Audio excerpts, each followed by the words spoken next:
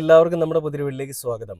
ഇന്ന് ഞാൻ കണ്ടൊരു വീഡിയോ എന്ന് വെച്ച് കഴിഞ്ഞാൽ ശബരീഷ് വർമ്മ എന്ന് പറയുന്ന എഴുത്തുകാരനാണ്, സിനിമാ നടനാണ്, ആക്ടറാണ്, പിന്നെ അദ്ദേഹം ഒരു പാട്ടുകാരനാണ്. അങ്ങനെ എല്ലാ മേഖലകളിലും കൈവച്ചതെല്ലാം പൊന്നാക്കിയ വലിയൊരു അതുല്യനായ ഒരു കലാകാരൻ. അദ്ദേഹത്തിന്റെ അടുത്ത് ഒരു ഇന്റർവ്യൂവിൽ, ഒരു സിനിമയുടെ പ്രൊമോഷന്റെ ഭാഗമായിട്ടുള്ള ഒരു ഇന്റർവ്യൂ എന്തോ ആണ്.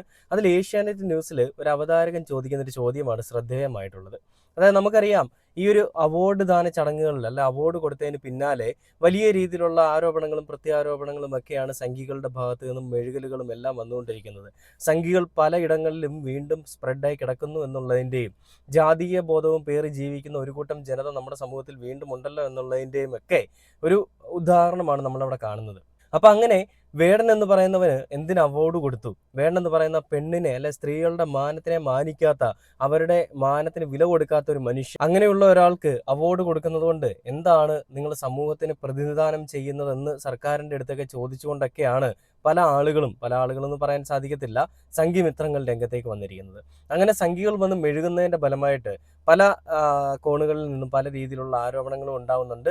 സംഘികളുടെ മെഴുകലുകളിൽ ഏറ്റവും മ്ലേച്ഛകരമായ രീതിയിലുള്ള മെഴുകൽ നമ്മൾ കഴിഞ്ഞ ദിവസം കണ്ടതാണ്. ഷിനി അല്ലെങ്കിൽ ഷൈനി മധുസൂദനൻ എന്ന് പറയുന്ന സംഘിപുത്രിയുടെ ഒരു മെഴുകൽ. അതിൽ അവർ പറഞ്ഞിരിക്കുന്നത് എന്താണെന്നുള്ളത് വീണ്ടും ഞാനിങ്ങനെ പറയുമ്പോൾ എനിക്ക് തന്നെ ഒരു അറപ്പും വെറുപ്പും തോന്നും. അതുകൊണ്ട് ഞാൻ പറയുന്നില്ല.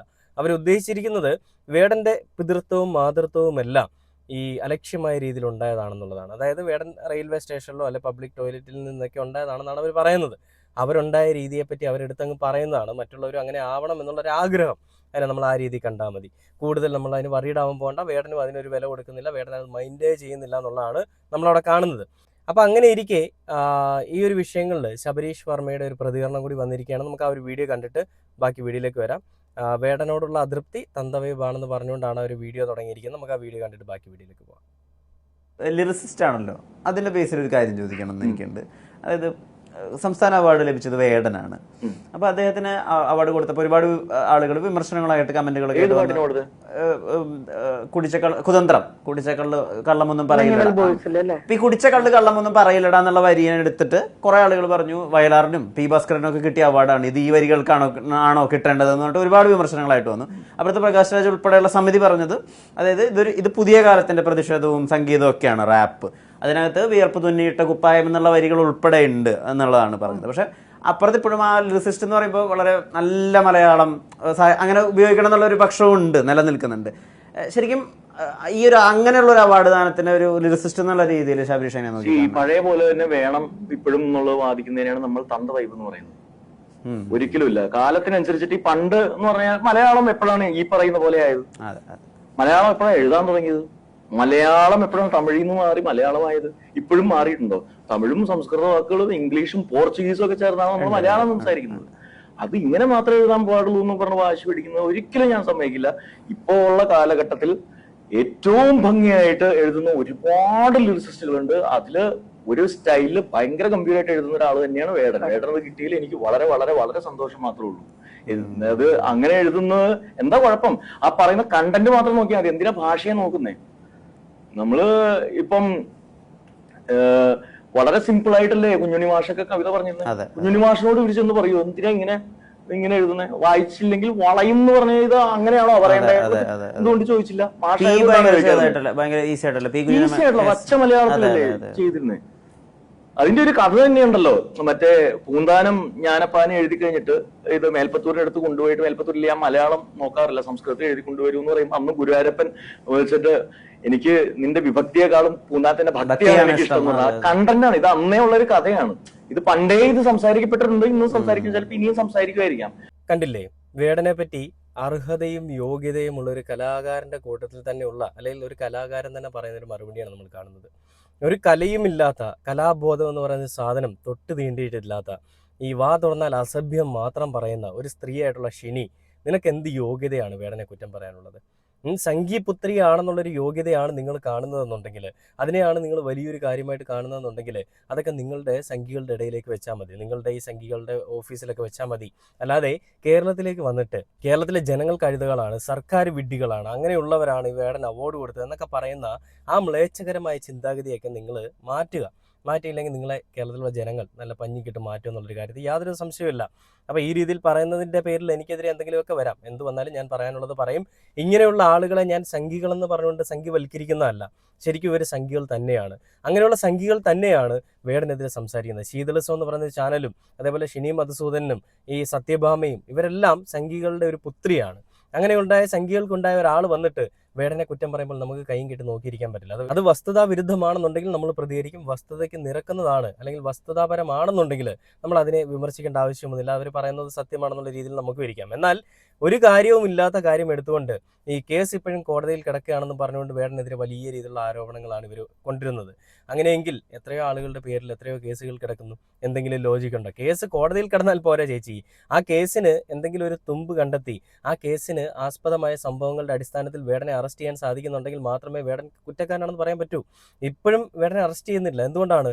ആ വേടൻ എന്തെങ്കിലും വലിയ പണം ഉള്ളത് കൊണ്ടാണോ? അല്ലെ വലിയ പിടിപാടുള്ളതുകൊണ്ടാണോ? ഒരു പിന്നോക്ക സമുദായത്തിൽ നിന്ന് വളർന്നു വന്നവനും നിങ്ങൾ തന്നെ പറയുന്ന ആ വേടന് എവിടെ നിന്ന് പിടിപാട് വരാനാണ്? എവിടെ നിന്ന് വലിയ പണം വരാനാണ്? അവൻ സ്വന്തമായിട്ട് അധ്വാനിച്ച് അവൻ്റെ വിയർപ്പ് നീരാക്കി അല്ലെങ്കിൽ ചോര നീരാക്കി ഉണ്ടാക്കുന്ന കാശ് കൊണ്ട് അവൻ ജീവിച്ചു പോകുന്നു. അതിലും എന്തൊരു ക്രിമികേടുകളാണ് ഈ പറയുന്ന ഇവറ്റ സംഘങ്ങൾ, ഈ പറയുന്ന സംഖ്യകൾക്ക് കഷ്ടമാണ്. അപ്പോൾ ഇതിൽ ഇത്രയും കഴിവുള്ള ഇത്രയും ഒരു കലാകാരൻ്റെ കൂട്ടത്തിൽ നിന്ന് തന്നെ ഉള്ള ഒരാൾ പറയുമ്പോൾ അതല്ലേ നമ്മൾ മുഖവിലേക്ക് എടുക്കേണ്ട. അല്ലാതെ ഇങ്ങനെയുള്ള തെരുവിലെ പട്ടികൾ കിടന്ന് കുരയ്ക്കുന്നത് നമ്മൾ നോക്കേണ്ട ആവശ്യമൊന്നുമില്ല. തെരുവുനായ കിടന്ന് കുരയ്ക്കും, അത് കഴിഞ്ഞിട്ട് അത് പോകും, ആരെങ്കിലും ചോറ് കൊടുക്കുമ്പോൾ അതിൻ്റെ പിന്നാലെ പോകും എന്ന് പറയുന്നത് പോലെ തന്നെ ഇവറ്റകളെ നമ്മൾ കണ്ടാൽ മതി. പിന്നീട് ഇവർ പറഞ്ഞ വേറൊരു കാര്യം എന്ന് വെച്ച് കഴിഞ്ഞാൽ, അതായത് വേടൻ അവിടെ ഒരു കുഞ്ഞിനെ, ശീതൾ എന്ന് പറയുന്ന ആ ചാനലിലെ സംഗീമിത്രമാണ് പറഞ്ഞത്, അതായത് ഒരു കുഞ്ഞിനെ ഈ വേടൻ ഒരു വസ്ത്രം അതായത് കറുപ്പും ഇടിപ്പിച്ചുകൊണ്ട് അവന് പോലും അറിവുണ്ടാവില്ല അവൻ ഏത് വസ്ത്രമാണ് ഇട്ടിരിക്കുന്നത്. അങ്ങനെ ഒരുത്തിനെ കൊണ്ടുപോയി നിർത്തിക്കൊണ്ട് അസഭ്യ ഭാഷകൾ വേടൻ പറയിപ്പിക്കുന്നു, അസഭ്യമായിട്ടുള്ള പാട്ടുകൾ പാടിക്കുന്നു. അവൻ അറിയില്ല അവൻ എന്താ ചെയ്യുന്നതെന്നൊക്കെയുള്ള രീതിയിൽ പറഞ്ഞുകൊണ്ട് ഒരു കുഞ്ഞിനെ അവഹേളിച്ചുകൊണ്ട്, അതായത് ആ ഒരു കുഞ്ഞിൻ്റെ എനിക്ക് വീഡിയോ കണ്ടപ്പോൾ എനിക്ക് മനസ്സിലായത്, വേടൻ പറയുന്നത് കേട്ടപ്പോൾ എനിക്ക് മനസ്സിലായത് ആ കുഞ്ഞിന് കണ്ണ് കാണില്ല. ആ കുഞ്ഞ് കണ്ണ് കാണാത്തൊരു കുഞ്ഞ് വേടനോടുള്ള അതിയായ ആരാധന മൂലം വേടന്റെ ഒപ്പം സ്റ്റേജ് പങ്കിടുകയാണ്. അവിടെ വേടൻ പറയുന്ന ഒരു കാര്യം, കണ്ണൂരിൽ നിന്നൊരു കുഞ്ഞു പുലിയെ ഞാൻ ഇറക്കുന്നുണ്ട്, പക്ഷേ അവന് നിങ്ങളെ കാണാൻ പറ്റില്ല, പക്ഷെ നിങ്ങൾ എല്ലാവരും ഇന്ന് അവനെ കാണുമെന്നാണ് വേടൻ പറയുന്നത്. ഇതുപോലെ തന്നെയാണ് ഗബ്രിയെ വേടൻ ഒരു ഇൻട്രോ കൊടുത്തുകൊണ്ട് ഗബ്രിയെ രംഗത്തേക്ക് കൊണ്ടുവന്നതും. പിന്നീട് അതിനുശേഷം ഗബ്രിയുടെ ഒരു വലിയ രീതിയിലുള്ള ഒരു അഴിഞ്ഞാട്ടം അല്ലെങ്കിൽ ഗബ്രിയുടെ ഒരു വലിയ ഒരു മുന്നേറ്റം തന്നെയായിരുന്നു ഈ ഒരു പറയുന്ന കലാരംഗത്ത് എന്നുള്ളത് നമ്മൾ കണ്ടതുമാണ്. അപ്പോൾ അങ്ങനെയൊക്കെയുള്ള കാര്യങ്ങളാണ് വേടൻ ചെയ്യുന്നത്. അപ്പോൾ ഇതിൽ വേടൻ്റെ ആ ഒരു അതായത് ശീതളിസം എന്ന് പറയുന്ന ചാനലിൽ ശീതളിപ്പിക്കാൻ വേണ്ടിയിട്ട്, സംഗീത ശീതളിപ്പിക്കാൻ വേണ്ടിയിട്ട് ശീതൾ എന്ന് പറയുന്ന അല്ലെങ്കിൽ ആ ഒരു ചാനലിൽ അവതാരിക ചെയ്യുന്ന ആ ഒരു പരിപാടിയിൽ അവർ പറഞ്ഞതാണോ അതോ ഈ വീഡിയോയിൽ പറയുന്നതാണോ സത്യം എന്നുള്ളത് നമുക്കൊന്ന് കേട്ട് നോക്കിയിട്ട് ബാക്കി വീഡിയോയിലേക്ക് വരാം. ഞാനിവിടെ കണ്ണൂരിന്റെ മണ്ണിൽ ഞാനൊരു മോളിറക്കാം. ഞാൻ അവനെ നിക്ക് അവനെ നിങ്ങളെ ആരും കാണാൻ പറ്റില്ല. അവനെ നിങ്ങളെ ആരെങ്കിലും അവനെ കാണാൻ പറ്റില്ല, പക്ഷെ അവനെ നിങ്ങളെല്ലാവരും ഇന്ന് കാണും.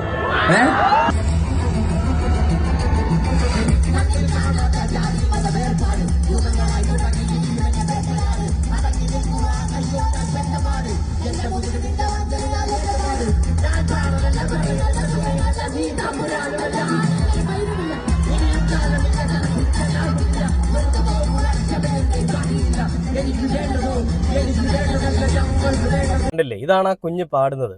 നീ തമ്പുരാനുമല്ല ആണലൊരു മയിലുമില്ല എന്ന ആ കുഞ്ഞിനെ കൊണ്ട് പാടിപ്പിച്ചതായിരിക്കും ചിലപ്പോൾ സംഘികൾക്ക് കുരുപൊട്ടാനുള്ള പ്രധാന കാരണമായതെന്നുള്ളത് നമുക്ക് അനുമാനിക്കാം. അത് തന്നെയായിരിക്കാം ശരിയായിട്ടുള്ളൊരു കാര്യമെന്ന് വേണമെങ്കിൽ നമുക്ക് പറയാം. ഇങ്ങനെയുള്ള വൃത്തികെട്ട പരാമർശങ്ങളും വൃത്തികെട്ട ചിന്താഗതികളിൽ കൂടിയുമാണ് സംഘികൾ മെഴുകുന്നത്.